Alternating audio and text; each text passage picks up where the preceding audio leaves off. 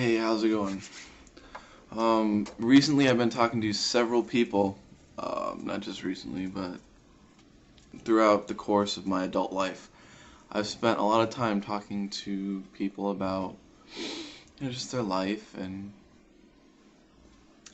if you ask people why they like religion, it's kind of, you get out their answers, but the most honest things I've ever received were when people were having trouble in religion and trouble with religion, and that sort of bullshit was just collapsing down around them. And everyone that knows me, I would hope that everyone that knows me knows that I don't believe in a God. I'm very expressive about how ridiculous it is to assume that you have the answer and to make up the answer and to accept a lie as the answer to quite possibly the most important or the least important question you could ever ask. And these people have come to me and said, hey, you live without it every day. You don't have faith, blah, blah, blah, blah. How do you get by? And it's a personal question. How do you get by? Religion is such a bogus answer to that question. God helps me get by. Everyone has to get by on their own. Like individually, they have to function, and you just gotta have a community. You gotta have people that love you. You have to love first. You can't just expect passionate love to just fall in your lap. Although I've been lucky enough to have that happen a few times in my life.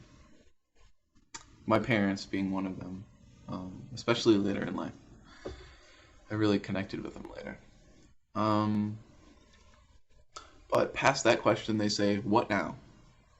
When religion is gone, when you give up your delusion, when all of the lies and all of the hoopla and mumbo jumbo and false importance and all that cryptic, the answers are out there, actually they're in this book, and read it enough and think about the same words enough, and maybe if you love God enough you'll understand. And when that sort of cryptic answer disappears, they're stuck. And I've noticed that the ones that talk to me about it, because I'm a prominent atheist in my community, say, Matt, what now? And I'm like, well, I don't have all the answers. I can't fix your life for you if something's wrong with it, but I'll talk to you about it. And the answer that I try to give back is anything you want. Because now all of those restraints, all of those false pretenses, and all those just irrational blockades and barricades you've set up around your mind, over the silliest shit, now don't exist anymore. The world is your oyster. The answer, what now? Anything you want. Anything and everything you could have ever wanted.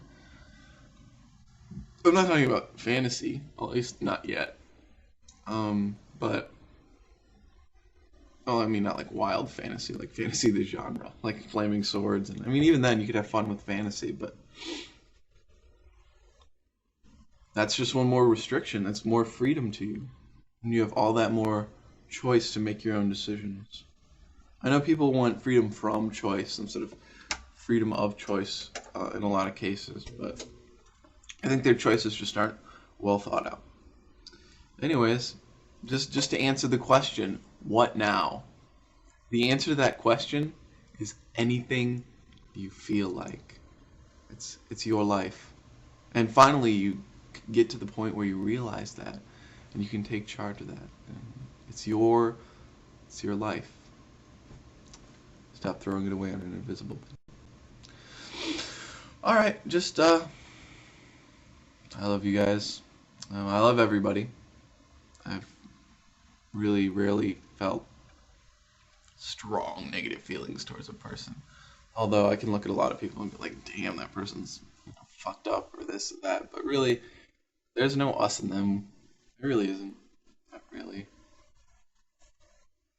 So if you need to talk, just let me know. And I've got a lot of good literature references if you need it. And I got a lot of people who I know that are a lot smarter and a lot kinder than me. I could give you a, just point you towards. I don't know, maybe not. Just wanted to throw this video out there. Catch you later. Bye. Oh, son of a bitch. No, I didn't. I'm not about to leave that out. Peace out and fuck off. See you later.